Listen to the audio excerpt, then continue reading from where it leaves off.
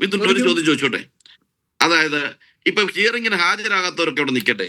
ഈ ഹിയറിംഗിന് പോകുന്ന ഒരാളുടെ കയ്യിൽ ഒരു രേഖ കൊടുക്കാൻ സാധിച്ചില്ല എന്നുള്ളത്, ഹിയറിംഗിന് അദ്ദേഹം പങ്കെടുത്തു, രേഖ കൊടുക്കാൻ സാധിച്ചില്ല, അദ്ദേഹം ഇലക്ട്രൽ റോളിൽ നിന്ന് പുറത്തു പോകുമോ, അതോ ഇൻക്ലൂഡ് ചെയ്യുമോ? പോകുമെന്നാണ്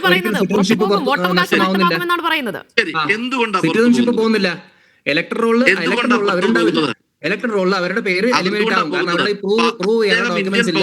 ഇനി സിറ്റിസൺഷിപ്പിന്റെ കാര്യം തന്നെ പറയുകയാണെങ്കിലും ഈ പറഞ്ഞ പോലെ പാൻ ഇല്ല, ആധാർ ഇല്ല, ഇലക്ട്രൽ ഐ ഡി ഇല്ല, മാപ്പ് ചെയ്യാൻ റിലേറ്റീവ്സ് ഇല്ല, പാസ്പോർട്ട് ഇല്ല, ഈ പറഞ്ഞ പോലെ മൻറേഗയുടെ ജോബ് കാർഡ് ഇല്ല, അല്ലെങ്കിൽ സ്മാർട്ട് കാർഡ് ഇല്ല, പെൻഷൻ ഡോക്യുമെന്റ് ഉണ്ടാവില്ല, സ്കൂൾ സർട്ടിഫിക്കറ്റ് ഇല്ല, ലാൻഡ് ഡോക്യുമെന്റ് ഇല്ല, ഒന്നുമില്ലാത്ത ആൾ പറയുന്നത്.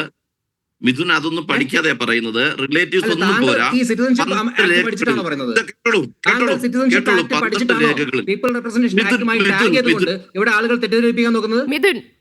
ജൂലൈ 21, 2025 ഇലക്ഷൻ കമ്മീഷൻ വളരെ കൃത്യമായി സുപ്രീം കോടതിയിൽ പറഞ്ഞൊരു കാര്യമുണ്ട്. സിറ്റിസൺഷിപ്പുമായി ബന്ധപ്പെട്ട ഒരു വിഷയത്തിലും ഇത് ഒന്നും ബാധകമല്ല.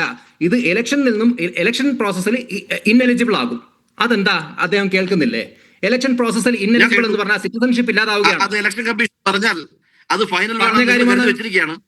അത് പറഞ്ഞാൽ വിശ്വസിക്കേണ്ടവര് നിങ്ങൾ വിശ്വസിക്കുമായിരിക്കും, ഞങ്ങൾ വിശ്വസിക്കില്ല. കാരണം സുപ്രീം കോടതിയിൽ പറഞ്ഞാൽ വിശ്വസിക്കില്ല അല്ലേ?